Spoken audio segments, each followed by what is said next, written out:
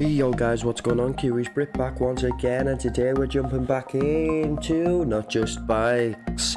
We're reacting to his latest video on his channel called Can Groceries Be Delivered Too Quickly?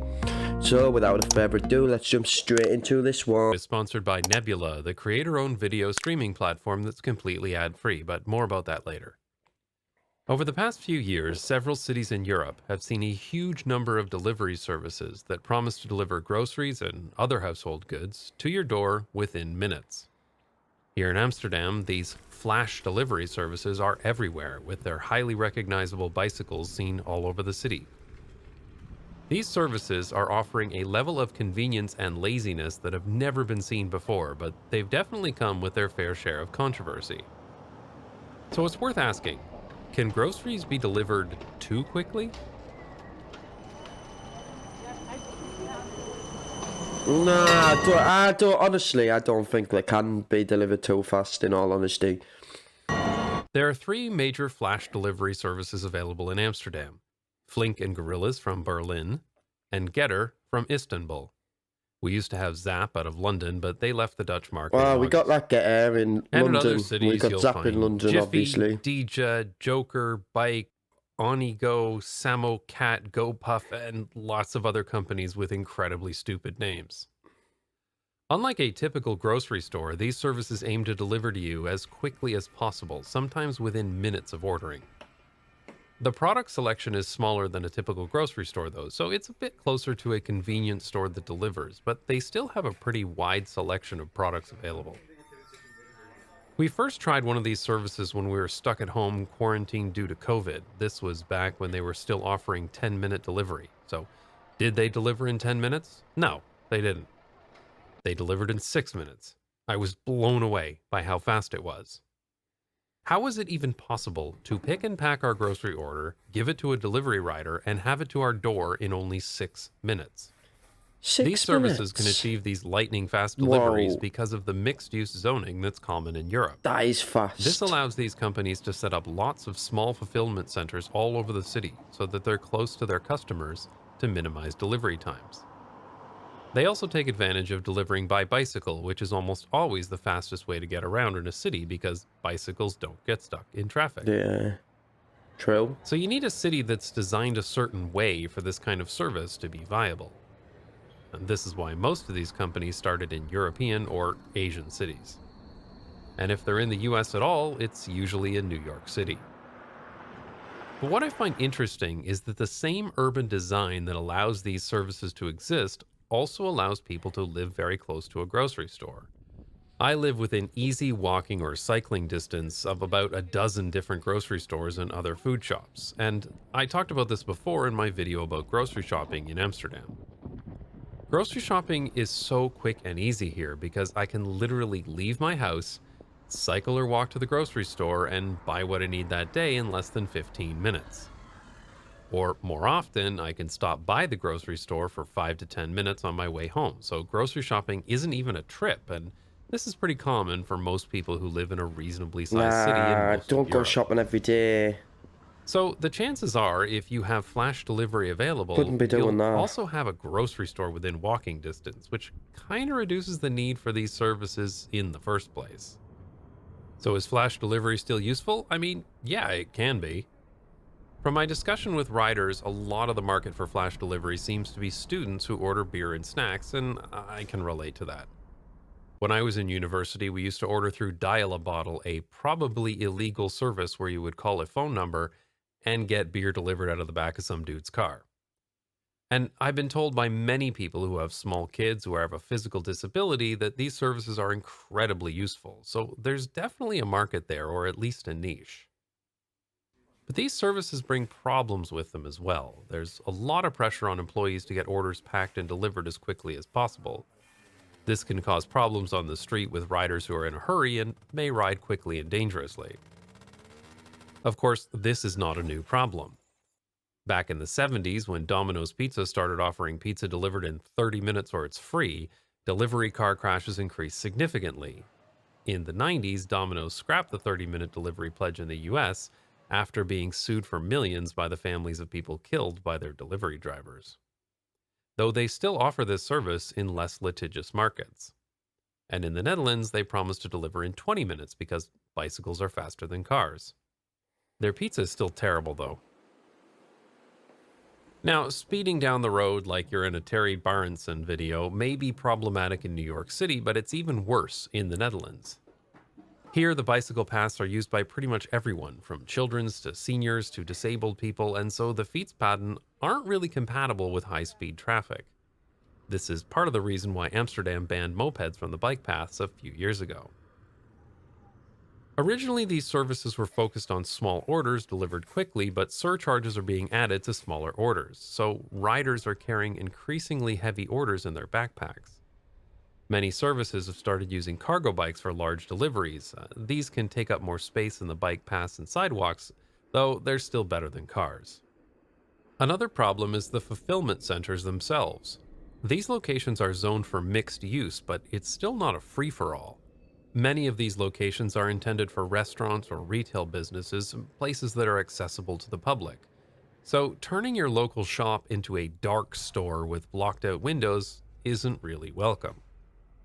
And these fulfillment centers generate a lot of traffic too, from the delivery trucks that stock the shelves to the huge number of bicycles that clog up the streets and sidewalks out front. There are dozens of these dark stores in Amsterdam, and after multiple complaints from residents, the city has begun to take action. This Gorillas store in De Pijp was forced to close recently, and I must admit that there's a lot more space on the sidewalk now without their bikes.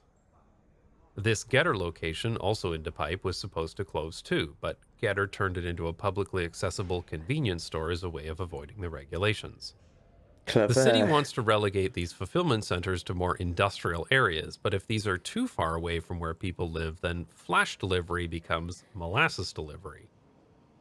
Now, some people may be tempted to look at these issues and say something like, who cares? People like it. Let the market decide. But it's not quite that simple. Beyond the tragedy of the commons caused by Yeah, their but who operations, cares it's though, not really? really possible to Oh, determine there's a the few more market for bikes on these the services street. because There's a they're being shop that pumped you full of can't go venture into capitalist or that VC isn't money. publicly I've accessible. heard this called dumb But money. you can have the convenience of ordering your food online and getting it delivered within 10 minutes. So it's... Think about all them people out there that needs that sort of service because they can't go out because of illness, disabilities, Because children, of the way it distorts etc. the market. We saw this with Uber years ago, who were providing rides for a fraction of the cost of a taxi. They achieved this partially by exploiting the fact that their drivers hadn't done the math on the cost of depreciation of their automobile, but also through straight up subsidies for every ride thanks to their investors. But these prices were never sustainable. They were distorted by the effects of huge sums of VC money, which gave them an unfair advantage over traditional transportation options who you need to, actually pay for the service they're providing. And the same effect can be seen with flash delivery. Every one of these services is spending huge amounts of money to gain market share. We see this in the massive advertising spends, the price of the products, and the special deals that are constantly popping into our notification bars. This is the approach taken by pretty much every Silicon Valley startup. Revenue and profit are irrelevant. The only thing that matters is market share and how many active users you have. So it's tough to say, let the market decide, when the market is so obviously warped by the presence of dumb money. Do people use flash delivery? Yes, absolutely. But how many people will still be ordering when the VC money dries up and they have to pay the actual cost of delivery? To make matters worse, there's a history of tech companies that promise cost reductions and efficiencies through modern technology, but actually provide those benefits through worker exploitation. It's like 19th century robber barons all over again, but with an app. Second Thought made an excellent video about how Uber and similar companies profit from finding loopholes in labor laws and obfuscating this through technology to avoid regulation. It's definitely worth a watch. A Dutch labor investigation of flash delivery Oh, it sounds services interesting. I published might in have to give April that of a this year watch. found multiple labor law violations, including unsafe or improper working conditions and avoidance of employer responsibility through bogus self-employment contracts. Recently, the Netherlands ruled that yes, delivery riders are actual employees, not independent contractors, and so they need to be given the benefits of employment, such as vacation days, sick days, and disability insurance. After this ruling, the food delivery company Deliveroo announced they were leaving the Netherlands. They say they left for other reasons. Though they also left Spain immediately after a similar ruling. But I'm sure that's just a coincidence. I mean, they wouldn't No, base but their whole business well, model on exploiting their employees, how are they still operating right? in the UK then? They are employees of Deliveroo. They're not Gorillas in particular self-employed has generated a contractors. lot of controversy, including a rider protest in Berlin after the company fired workers who were involved in a strike. Companies are Lately, balmy. they've been trying to clean up their image with pay rises and other changes to their employment contracts. Though they also recently restructured their company out of the Netherlands to avoid worker participation laws in Germany, so there's that. And then the Netherlands recently ruled that flash delivery services should be considered grocery stores, and so they need to match the collective labor agreement that already applies to most supermarket companies. I suspect this is going to be an ongoing battle for European regulators and Definitely. labor groups, but it's worth it because anything that makes it harder for companies to profit off of worker exploitation is a good thing. I spoke with a lot of people who work for or have worked for one of these services, and it does seem that working conditions are getting better, though it can vary a lot by location. But ultimately, this gets back to the original question. Do you really need your groceries delivered in 10 minutes or even 30? Restaurant delivery services aim to be as fast as possible so that the freshly prepared food is still warm when it gets to you, but groceries don't really have that kind of time pressure. Many conventional grocery stores have delivery options, and Amsterdam has services like Picnic that deliver in these small electric trucks. But you can only book your grocery delivery several days in advance, so I definitely think there's a market for same-day grocery delivery. But there's diminishing returns with speed too, and the convenience of delivery within minutes really isn't worth it if it leads to public nuisance, more dangerous streets, and exploitative labor practices. Though it looks like the good old days might soon be over anyway. Gorillas has said they're going to focus on long-term profitability, which may suggest that VC money is starting to dry up. The minimum order size for cheap delivery has steadily increased over the past few months, too. And the last few times I've tried to order, there are so many things out of stock that I need to go to the grocery store anyway, so I don't even bother. Plus, the last time I loaded up Flink, their delivery estimate was 70 minutes. But however it turns out, I definitely think these services have their place, and I'm sure that some of them will find a successful niche. But personally, I'm going to keep buying my groceries by bicycle. I love making videos about the great urban places I've visited, but not all of it makes it to YouTube. In particular, videos on some topics, like my favorite car-free places. Well, that was eye-opening to all these grocery delivery services. Me personally, I think they're useful in today's society for the disabled people who have illnesses and stuff, so they can't leave the house or they can't get out the house as easy. Let's say someone who's fit and healthy and well, or maybe someone who's got little newborn babies, struggles to get out of the house, go shopping, bit of anxiety, whatever. So they are really useful to certain people in today's society. So there's definitely 100% a need for them. Can your groceries be delivered too fast? Personally, I'd have to say no, because if you're ordering them, that means you want them now. So if you have to wait 10 minutes, half an hour, that's fair enough.